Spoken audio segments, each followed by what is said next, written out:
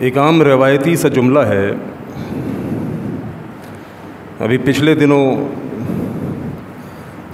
ایک جگہ ہفتے والے دن مغرب کے درس کے لیے گیا تو وہاں پر کچھ لوگ آپس میں بیٹھے ہوئے یہ جملہ کہہ رہے تھے، اور وہ جملہ بڑا معروف ہے. آپ نے بھی کئی دفعہ کہا بھی ہوگا اور آپ سے بھی کسی نے کئی دفعہ کہا ہوگا. آپ نے جملہ کئی بار سنا بھی ہوگا اور کئی بار دوسروں کو کہا بھی ہوگا. وہ جملہ وہاں پر جب میری سماعت سے ٹکرایا تو میری ایک سوچ، ایک فکر پیدا ہوئی، اور وہ سوچ اور فکر آپ کے سامنے پیش کرنا چاہتا ہوں. وہ جملہ یہ تھا کہ ایک صاحب دوسرے صاحب کو کہہ رہے تھے، کیا تمہیں اللہ کو جواب نہیں دینا؟ ہے نا کامن ورڈ، کئی بار سنا ہوگا آپ نے اور کئی بار کہا بھی ہوگا آپ نے. کیا تمہیں اللہ کو جواب نہیں دینا؟ اور اسی سے ملتا جلتا الفاظ، کیا تجھے مرنا نہیں ہے؟ کیا تجھے مر کر اللہ کو جواب نہیں دینا؟ یہ وہ جملہ ہے جو آپ نے کئی بار دوسروں کو کہا اور دوسروں نے آپ کو کہا. اب یہاں پر جو میں سوچنا چاہتا ہوں اور اپنے محترم بھائیوں کو سوچوانا چاہتا ہوں، وہ بات یہ ہے کہ کیا سامنے والے کو ہی اللہ سے ڈرنا چاہیے؟ کیا صرف سامنے والے ہی نے مرنا ہے؟ کیا مجھے اللہ سے نہیں ڈرنا چاہیے؟ کیا مجھے نہیں مرنا؟ مسئلہ یہ ہے کہ ہم میں سے ہر شخص دوسرے کو پارسا دیکھنا چاہتا ہے. ہم میں سے ہر شخص دوسرے کو اللہ سے ڈرانا چاہتا ہے. ہم میں سے ہر شخص دوسرے کو فکر آخرت یا موت کی فکر دلانا چاہتا ہے اور خود ان فکروں سے آزاد رہنا چاہتا ہے. وہ یار، اگر سامنے والے نے مرنا ہے، اگر سامنے والے کو اللہ کو جواب دینا ہے، تو کیا مجھے نہیں مرنا؟ کیا مجھے اللہ کو جواب نہیں دینا؟ سارا دین، سارا اسلام صرف سامنے والے کے لیے، میرے لیے کوئی دین، کوئی اسلام نہیں. صرف سامنے والے کو ہی اللہ کا ڈر ہونا چاہیے، مجھے کوئی اللہ کا ڈر نہیں ہونا چاہیے. یہ سوچوں کو تبدیل کرنا ہے میرے محترم بھائیوں. ٹھیک ہے، یہ امت خیر امت ہے، کنتم خیر امہ اخرجت للناس. یہ امت بہترین امت ہے، یہ امت لوگوں کے لیے نکالی گئی ہے. کیوں؟ کیونکہ لوگوں کو نیکی کا حکم دے، برائی سے روکے. لیکن قوا انفسکم واہلیکم نارا، مجھے اپنے آپ کو بھی تو جہنم سے بچانا ہے، مجھے بھی تو اللہ رب العالمین کی بارگاہ میں پیش ہونا ہے، مجھے بھی تو اللہ کو جواب دینا ہے، مجھے بھی تو مرنا ہے. وہ میں اپنی فکر سے آزاد، اپنی موت کی فکر سے آزاد، اللہ کے آگے جواب دہی سے آزاد. سامنے والے کو ڈرانا ہے، سامنے والے کو بتانا ہے کہ تجھے اللہ کو جواب نہیں دینا. کیا تجھے مرنا نہیں ہے؟ کیا تجھے اللہ کو جواب نہیں دینا؟ اللہ سے ڈرا کر اپنے مفادات کو پورا کرنا چاہتا ہے. اگر یہی فکر اپنے بارے میں پیدا ہو جائے کہ مجھے بھی مرنا ہے، ایک دن آئے گا کہ منومن مٹی تلے میرے اپنے ہی ماننے والے، جاننے والے، محبتوں کا دم بھرنے والے مجھے قبر میں دبا کے چلے جائیں گے. وہ قبر ہوگی، تنہائی ہوگی، میں ہوں گا، میرے اعمال ہوں گے. فَمَن يَعْمَلْ مِثْقَالَ ذَرَّةٍ خَيْرًا يَرَهُ وَمَن يَعْمَلْ مِثْقَالَ ذَرَّةٍ شَرًّا يَرَهُ. اور رائی کے برابر بھی کوئی گناہ کیا ہوگا، اللہ کی قسم مجھے اللہ کو جواب دینا ہے. صرف سامنے والے کو ڈرا کر اپنے مفادات کو پورا کر لینے کے لیے الفاظ استعمال نہیں کیا جائے گا. کیا تجھے اللہ کو جواب نہیں دینا؟ اس سے پہلے مجھے سوچنا ہوگا کہ کیا مجھے بھی اللہ کو جواب دینا ہے. ایک دن آئے گا، میری زندگی کی شام ہو جائے گی. ایک دن آئے گا کہ مجھے بھی موت کا جام پینا پڑے گا. واللہ کی قسم ایک دن آئے گا کہ مجھے رب رحمان کی بارگاہ میں کھڑے ہو کر اپنے ایک ایک عمل کے بارے میں اللہ کو بتانا ہوگا، اللہ کو جواب دینا ہوگا. اس دن کی تیاری کیجئے، اپنی فکر کیجئے، لوگوں کے عیب ڈھونڈنا چھوڑ دیجئے، لوگوں کے گناہوں کا تذکرہ کرنا چھوڑ دیجئے. اپنے بارے میں جھانکی، اپنے گریبان میں جھانکی، میں کتنا بڑا مجرم، میں کتنا بڑا سیاہ کار، اور میں کتنا بڑا گناہگار. تمام کے تمام عیوب، تمام کے تمام گناہوں کے باوجود اگر رب رحمان نے میرے گناہوں پر پردہ ڈالا ہوا ہے تو اللہ کے آگے جھک جاؤ. شکر کرو اس بات کے اوپر کہ تمام کے تمام گناہوں کے باوجود میری 24 گھنٹے کی زندگی کو ٹٹول کے دیکھیے، اللہ کی قسم گناہوں سے بھری ہوئی ہے.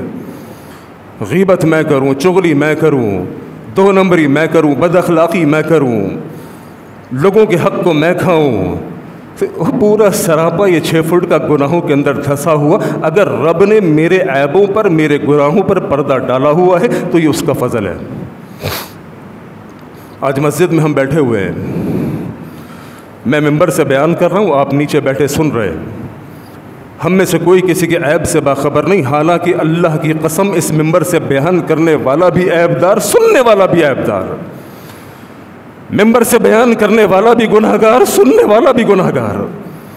کوئی اس دنیا کے اندر اس بات کا دعویٰ نہیں کر سکتا کہ میں گناہوں سے پاک ہوں۔ کل بنی آدم خطاؤن، وہ آدم کی تو ساری اولاد خطا کار ہے، آدم کی ساری اولاد گناہگار ہے۔ وخیر الخطائین توابون، بہترین گناہگار وہ ہے جس سے گناہ ہو جائے، گناہ کے بعد وہ اللہ رب العالمین کی بارگاہ میں گر جائے، اللہ رب العالمین کی بارگاہ میں جھک جائے، اپنے ہاتھوں کو پھیلائے، آنسوؤں کو بہائے، کہا اللہ مجھ سے غلطی ہوئی ہے، اللہ بندہ گناہگار ہوں، بندہ خطا کار ہوں، لیکن اللہ ہوں تو تیرا ہی بندہ، اللہ باوجود گناہوں کے، باوجود خطاؤں کے، اللہ تجھے رحمان سمجھتا ہوں، رحیم سمجھتا ہوں، کریم سمجھتا ہوں، اللہ میرے گناہوں کو معاف کر۔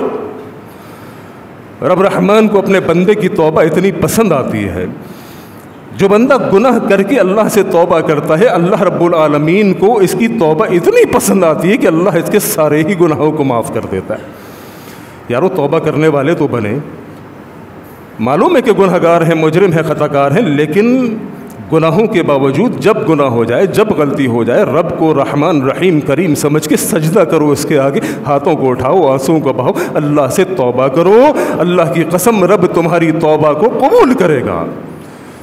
کل قیامت کے دن جب رب رحمان کی بارگاہ میں جاؤ گے تو تمہاری تمام کے تمام گناہ مٹ چکے ہوں گے، تو حیران ہوگا اللہ یہ غلطی بھی کی تھی، وہ گناہ بھی کیا۔ اللہ فرمائیں گے تیری توبہ کا جو اریزر تھا، ربڑ تھا، اس سے ساری خطاؤں کو مٹا دیا۔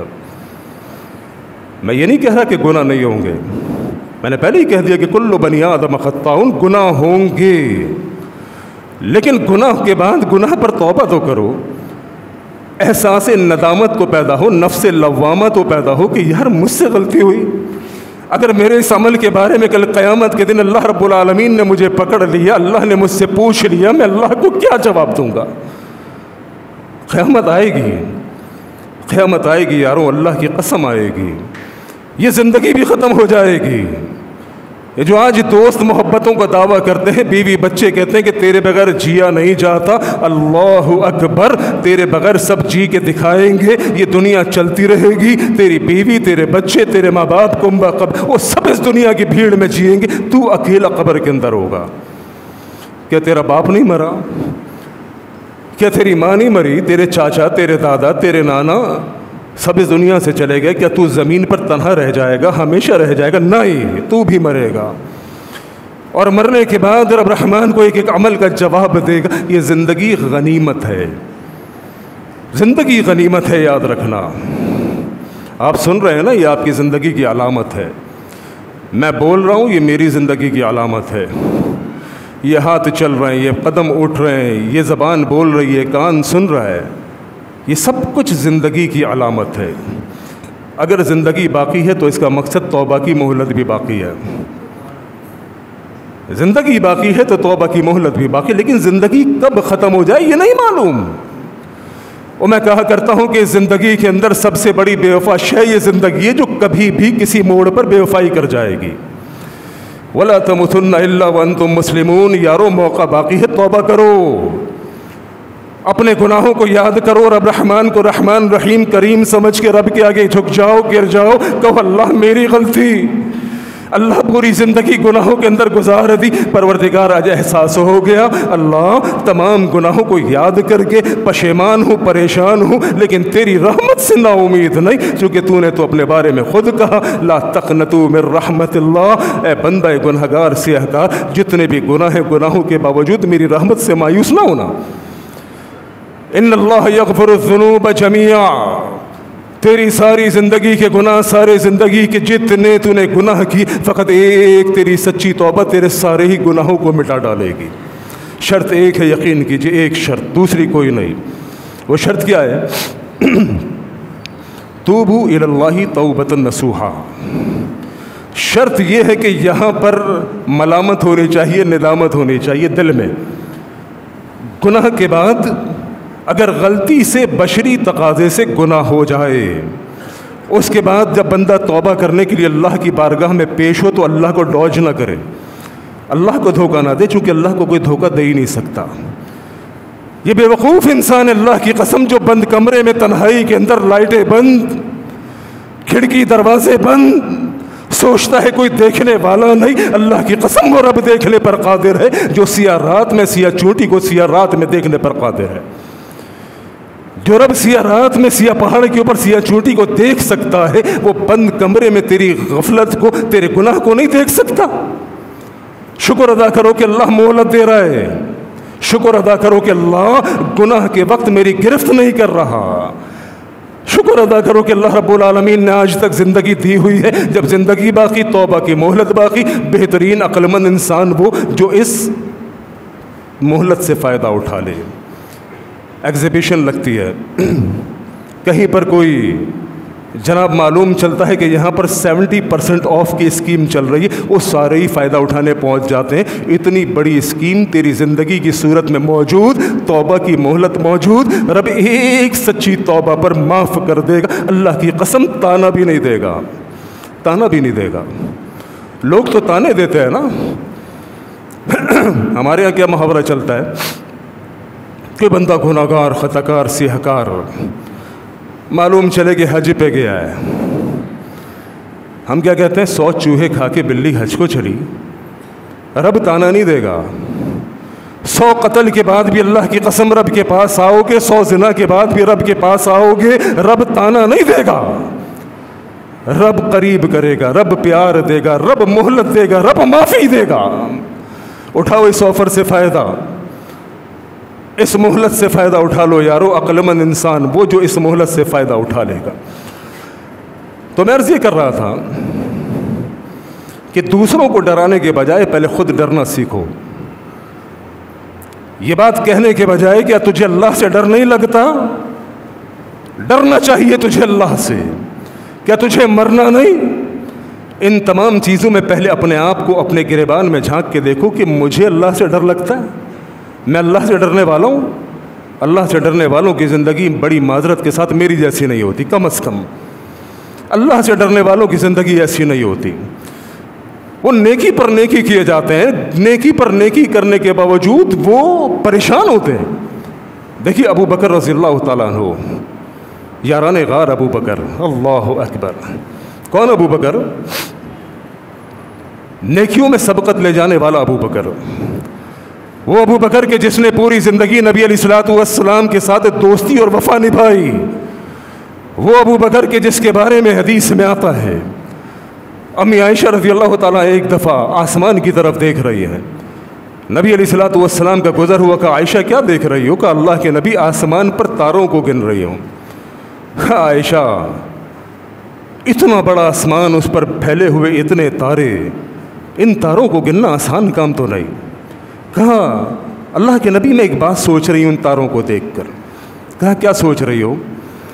کہا میں یہ سوچ رہی ہوں کہ اتنا بڑا پھیلا ہوا آسمان اور اس کے اوپر ان گنت تارے کہ جن کو گننا واقعی ممکن نہیں، میں سوچ یہ رہی ہوں کیا اتنی نیکیاں بھی بھلا کسی کی ہو سکتی ہیں؟ نبی علیہ الصلوۃ والسلام نے فرمایا ہاں عائشہ ہو سکتی ہے۔ امی عائشہ رضی اللہ تعالیٰ عنہ فرماتی ہیں جب اللہ کے نبی نے یہ فرما دیا ہاں عائشہ ہو سکتی ہے، میرے دل میں خیال آیا اگر اتنی نیکی کسی کی ہوگی کہ اتنا بڑا پھیلا ہوا آسمان اور ان کے اوپر ان گنت تارے، اگر اتنی نیکیاں کسی کی ہوں گی تو یقینی طور پہ وہ میرے والد ابو بکر ہوں گے۔ کیوں؟ امی عائشہ نے اللہ کے نبی علیہ الصلوۃ والسلام کے منہ سے بارہا سن رکھا تھا، عائشہ نیکیوں میں سبقت لے جانے والا تیرا باپ ابو بکر، عائشہ میرے ساتھ مخلص وفادار سب سے زیادہ تیرا باپ ابو بکر، عائشہ جنت کے اندر میرا رفیق میرا ساتھی ابو بکر، دنیا کے اندر میرے وفاداروں میں سب سے آگے ابو بکر۔ امی عائشہ رضی اللہ تعالیٰ عنہ فرماتی ہیں جب اللہ کے نبی نے بات کہہ دی کہ عائشہ اتنی بڑے آسمان کے اوپر اتنے پھیلے ہوئے تارے، ان گنت تاروں جتنی نیکی کسی کی ہو، تو میرے دل میں خیال آیا کہ میرے والد ابو بکر ہی ہوں گے۔ کہا پھر بھی ایسے ہی اللہ کے نبی سے پوچھ لیا کیونکہ کسی دوسرے کے منہ سے تعریف زیادہ اچھی لگتی ہے۔ کہا اللہ کے نبی اگر اتنی نیکیاں کسی کی ہیں، تاروں کے ان گنت تاروں جتنی، تو وہ شخصیت کون ہو سکتی ہے؟ اللہ کے نبی نے فرمایا عمر رضی اللہ تعالیٰ عنہ۔ ہمیں عائشہ فرماتی ہیں میرا دل اداس ہو گیا، میں نے کہا اللہ کے نبی، نیکیوں میں سبقت لے جانے والا ابو بکر، یاران غار ابو بکر، اتنا نیکیاں کرنے والا، آج جب نیکیوں کی باری آئی، نیکیوں کا پیمانہ پوچھنے کی باری، تو آپ نے نام عمر لے دیا۔ میرے والد کہاں گئے؟ میرے والد ابو بکر کہاں گئے؟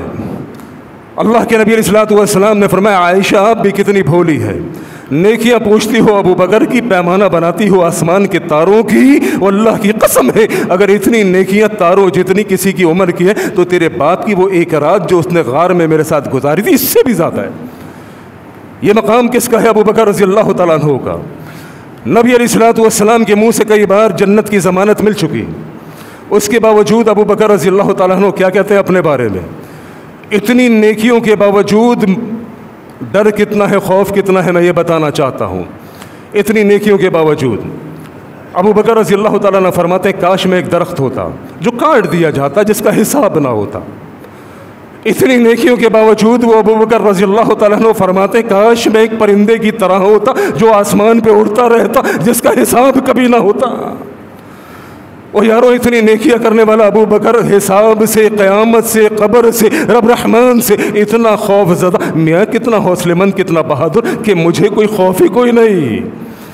میں تو اپنی نیکیوں پر جناب غرور مغرور، میں حاجی، میں نمازی، میں پرہیزگار، راتوں کا جاگنے والا، صدقہ خیرات کرنے والا، وہ کوئی مسئلہ نہیں۔ مسئلہ ہے کیسے نہیں ہے؟ کل قیامت کے دن اللہ کی قسم ایک ایک نیکی کے لیے انسان پریشان ہوگا۔ نیکیوں پر غرور و تکبر کرنے والا، راتوں کا جاگنے والا، حج پہ حج کرنے والا، اللہ کی قسم جنت کے دروازے پر کھڑا ہوگا، ایک بندہ آئے گا ساری نیکیاں لے جائے گا۔ طویل حدیث وقت اجازت نہیں دیتا۔ میں بتانا چاہ رہا ہوں کہ اپنی نیکیوں پر گھمنڈ غرور مت کیجیے، اپنے آپ کو عاجز سمجھیے، گناہگار سمجھیے، سامنے والے بھائی کو نیکوکار سمجھیے۔ جب تک اپنے آپ کو گناہگار مجرم تصور نہیں کرو گے تب تک میرے بھائیوں نیکیوں میں آگے نہیں جا سکتے۔ نیکیاں کرو لیکن نیکیوں کے باوجود عاجزی انکساری کا پیکر بن کے رہو۔ سامنے والوں کو کہو یار یہ کتنا نیک انسان ہے، یار یہ کتنا پیارا دوست ہے، میں کتنا کم ہوں، میں کتنا گناہگار۔ اپنے آپ کو کم سمجھو تاکہ نیکیوں میں آگے بڑھو۔ دیکھو عثمان غنی رضی اللہ تعالیٰ عنہ، اللہ اکبر، میرے نبی کے منہ سے بشارت عثمان نے سنی تھی نا، اور میں کہتا ہوں عثمان غنی رضی اللہ تعالیٰ عنہ کو اللہ کے نبی علیہ السلام نے ایسی خوشخبری دی، یقین کیجیے اگر ہم میں سے کسی کو دی ہوتی تو نہ جانے گناہوں میں کتنے آگے نکل جاتے۔ عثمان کو ایسی خوشخبری دی،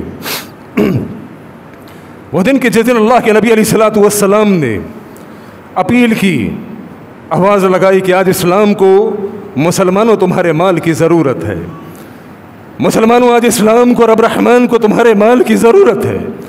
لوگوں نے بہت دیا، صحابہ نے بہت دیا، سب نے بہت دیا، لیکن اکیلے عثمان نے غنی رضی اللہ تعالیٰ عنہ نبی کو اتنا دیا اسلام کو، رب رحمان کو، کہ نبی بے ساختہ کہہ اٹھے اے عثمان آج کے بعد آپ جو چاہے کرے رب آپ سے راضی ہے۔ اے عثمان رب رحمان تیری صدا سے کہ تو نے رب رحمان کے دین پر اتنا خرچ کیا، رب اتنا راضی ہو گیا، اے عثمان آج کے بعد تو جو چاہے کر، جنت تجھ پر واجب ہے۔ اس عثمان کا حال کیا تھا؟ مغرور ہو گیا یہ سن کر، اللہ کی قسم عاجزی انکساری کا پیکر عثمان قبر کے آگے بیٹھے ہوئے رو رہے ہیں، آنسو بہہ رہے ہیں، داڑھی مبارک آنسوں سے تر ہو گئی۔ کسی نے کہا عثمان کیا ہوا، آپ اتنا روتے کیوں ہیں؟ کہا میرے بھائی ایک دن اس قبر میں جانا ہے، ایک دن اس قبر میں جانا ہے، اور اللہ کی قسم میں نے نبی کو فرماتے ہوئے سنا کہ سب سے پہلا حساب اس قبر میں لیا جائے گا، اور جو اس قبر کے امتحان سے پاس ہو گیا وہ اگلے تمام امتحانوں میں پاس ہو جائے گا، اور جو اس قبر کے امتحان میں فیل ہو گیا پھر آگے تمام امتحانوں میں فیل ہو جائے گا، لہذا اس قبر کی تیاری کرو۔ یہ کہنے والا کون؟ جسے جنتوں کی بشارت ملی۔ میں اتنا گھمنڈی کیوں، میں اتنا مغرور کیوں، اپنی نیکیوں پر اتنا تکبر کیوں؟ عمر فاروق رضی اللہ تعالیٰ عنہ، یہ کون ہے عمر؟ یہ وہی عمر ہے کہ جن کو اللہ کے نبی نے زبان وحی سے کہا عمر فی الجنہ، عمر تو جنتی ہے۔ دروازے پہ دستک ہوئی، کہا جا کے دیکھو کون ہے، دیکھا تو عمر تھے، کہا اس کو جنت کی بشارت دو۔ وہ عمر کے جس کے بارے میں آتا ہے کہ جیسی خواہشات کے اوپر رب رحمان وہی اتار دیا کرتے، وہ عمر کے جس کے بارے میں اللہ کے نبی نے فرمایا عمر اگر میرے بعد کوئی نبی ہوتا تو عمر ہوتا، وہ عمر کے جس کے بارے میں میرے نبی نے فرمایا عمر تیرا روب دبدبا تو اتنا ہے کہ تو جس گلی سے گزرتا ہے شیطان اپنا رستہ بدل دیتا ہے، اللہ کی قسم وہ عمر رضی اللہ تعالیٰ عنہ، کیا حال تھا ان کا، جس کو زبان نبوت سے جنتوں کی خوشخبری ملی، خنجر مارا گیا ابو لولو نے، مسجد کے اندر زخمی ہو گئے، زخمی اتنے خطرناک ہوئے کہ جسم سے خون بہنے لگا، اتنا خون اور اتنا گہرا زخم تھا عمر فاروق رضی اللہ تعالیٰ عنہ کا کہ آپ کو دودھ پلایا گیا تو آپ کے پیٹ سے دودھ باہر، زخموں سے دودھ باہر۔ جب معالج طبیب ڈاکٹر حکیم آئے اور یہ حال دیکھا تو کہا عمر آپ کے بچنے کے امکانات ممکن نہیں، شہادت یقینی ہے، کوئی وصیت فرما دیجئے، وصیت فرما دیجئے۔ اچھا اگر ہم لوگ ہوتے تو جب یہ بات سنتے کہ وصیت فرمانے کا حکم ڈاکٹر دے رہا ہے، طبیب دے رہا ہے، معالج دے رہا ہے، تو فوری طور پر بیٹوں کو جمع کرتے، بیٹے یہ کوٹھی تیری، یہ بنگلہ تیرا، یہ دکان تیری، یہ اس کا، یہ اس کا۔ ان فالتو چکروں میں پڑنے کا صحابہ کے پاس ٹائم ہی کوئی نہیں، ٹائم ہی کوئی نہیں۔ تقریباً دنیا کے اوپر خلافت امیر المومنین عمر فاروق رضی اللہ تعالیٰ عنہ کی تھی، لیکن اس کے باوجود ڈاکٹر طبیب معالج جب نا امید ہو گئے، کہا عمر بچنے کے چانسز نہیں، لگتا ہے شہادت یقینی ہے، عمر وصیت فرما دیجئے۔ اپنے بیٹے عبداللہ کو بلایا، عبداللہ بن عمر، بیٹے آئے، عبداللہ بن عمر کہا بیٹھو میرے پاس، بیٹھے، کہا بیٹے عبداللہ وہ صحابی ہیں حذیفہ بن یمان، ان کو میرے پاس بلا کے لاؤ۔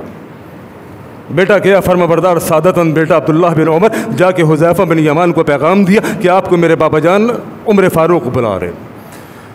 حذیفہ بن یمان بھاگے چلے آئے، کہا امیر المومنین حاضر، حکم فرمائیے۔ کہا حکم کوئی نہیں، درخواست ہے۔ درخواست یہ ہے کہ مجھے معلوم ہے کہ اللہ کے نبی علیہ الصلوۃ والسلام نے اپنی زندگی کے اندر آپ کو منافقین کے نام لکھوائے تھے، آپ کو منافقین کے نام لکھوائے تھے، اور ساتھ اللہ کے نبی علیہ الصلوۃ والسلام نے وصیت و نصیحت فرمائی تھی کہ حذیفہ یہ نام کسی اور کو نہیں بتانا، یہ امانت ہے تیرے پاس، یہ نام جو منافقین کے میں لکھوا رہا ہوں، لکھو فلاں منافق فلاں منافق فلاں منافق۔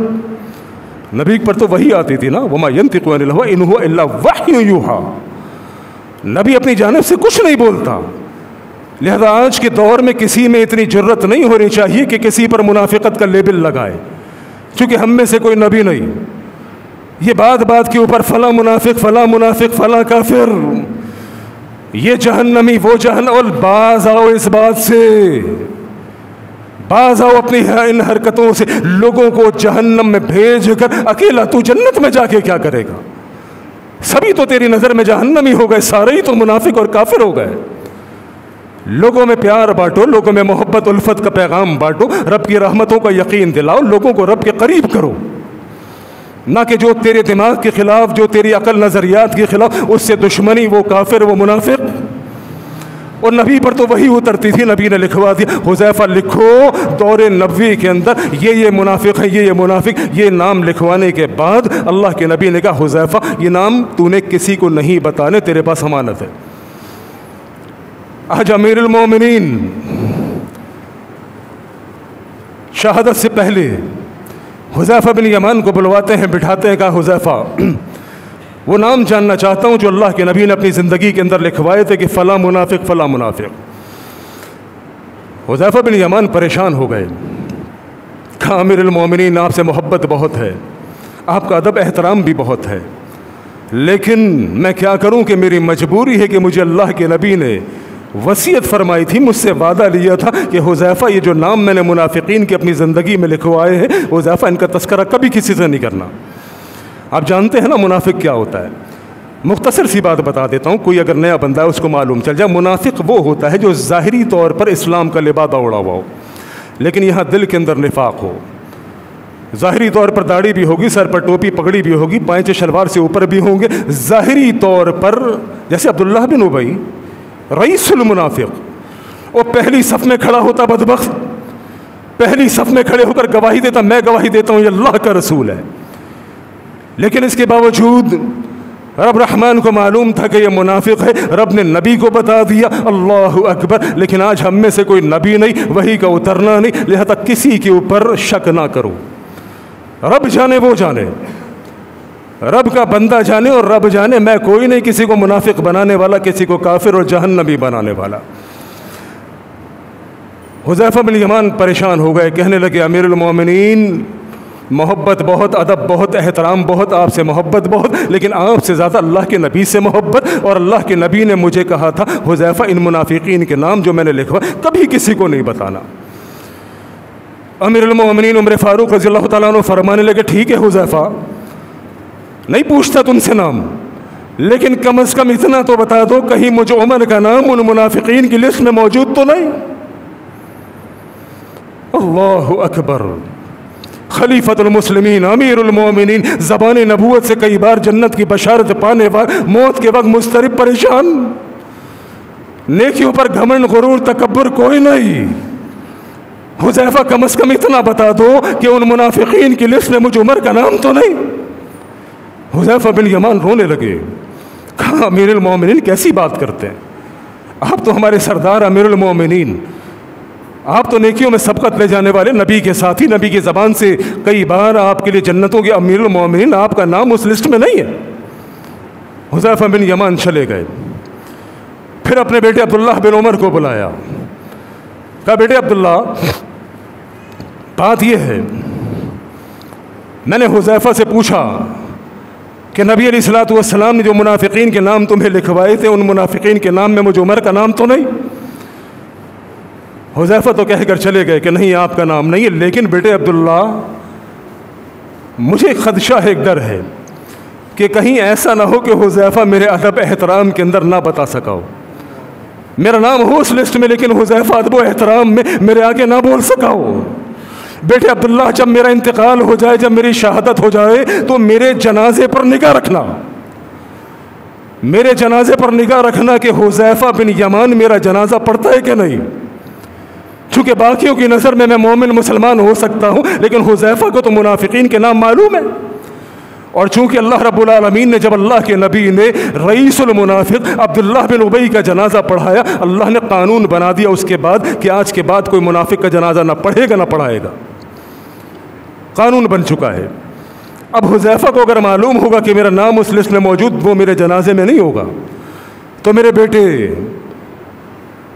تم نگاہ رکھنا میرے جنازے کے وقت کہ حذیفہ بن یمان میرا جنازہ پڑھتا ہے کہ نہیں، اگر پڑھ لے تو سمجھ لینا تیرا باپ دنیا سے ایمان کے ساتھ چلا گیا، اور اگر نہ پڑھے تو پھر سمجھ لینا کہ جو بات میں نے سوچی تھی وہ میرا ڈر، میرا خوف سچ نکلا، اور اگر حذیفہ کو تو میرے جنازے میں پالے جنازہ پڑھتا ہوا تو پھر مومنوں کی امام عائشہ رضی اللہ تعالیٰ عنہ کے پاس جانا اور جا کر کہنا، یہ نہ کہنا کہ امیر المومنین نے پیغام بھیجا ہے یا امیر المومنین کا یہ پیغام تھا، بلکہ عاجزی انکساری سے مومنوں کی ماں کے پاس جانا، امی عائشہ کے پاس، اور جا کر کہنا کہ آپ کے بیٹے نے یہ خواہش کا اظہار کیا تھا کہ وہ اللہ کے نبی کے برابر میں دفن ہونا چاہتے ہیں، اگر امی عائشہ رضی اللہ تعالیٰ عنہ اجازت دے دیں تو اپنے باپ کو وہیں پر دفن کر دینا، اگر نہ دیں تو مسلمانوں کے عام قبرستان میں دفنا دینا۔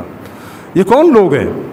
اللہ کی قسم یہ وہ لوگ ہیں میرے محترم بھائیوں کہ جن کو زبان وحی سے اللہ کے نبی نے کئی بار جنتوں کی ضمانت دی، اس کے باوجود خوف کا عالم یہ کہ پریشان ہے۔ عطا رحمہ اللہ کے بارے میں آتا ہے، بڑے تابعی، بڑے نیک آدمی، رات کو بے چین بستر کے اوپر کروٹ بدل رہے ہیں، کبھی ادھر، نیند کوئی نہیں آ رہی۔ بیٹی نے کہا ابا جان کیا بات ہے، اتنے پریشان، اتنے مضطرب کیوں ہیں، نیند کیوں نہیں آ رہی، کروٹیں کیوں بدل رہے ہیں؟ کہا بیٹی جس دن سے تیرے باپ نے موت کی سختیوں کے بارے میں پڑھا ہے اس دن سے نیند چلی گئی۔ میرے محترم بھائیوں میری نیندیں بھی باقی، میرا آسائش بھی باقی، میری آرائش بھی باقی، میرا نیکیوں پر گھمنڈ غرور تکبر سب کچھ باقی، میں پر امید ہوں، ٹھیک ہے پر امید ہونا چاہیے، مومن یقین اور اسی طرح مضطرب دونوں اس کی شان ہے کہ یقین اللہ کی رحمت سے بہت، لیکن اللہ کا خوف اور ڈر بھی بہت، اللہ کی رحمت کی یقین بھی بہت، لیکن رب رحمان کہیں میری گرفت نہ کر لے، کہیں مجھے پکڑ نہ لے، کہیں جہنم میں ڈال، ان چیزوں کے بیچ میں مومن رہتا ہے۔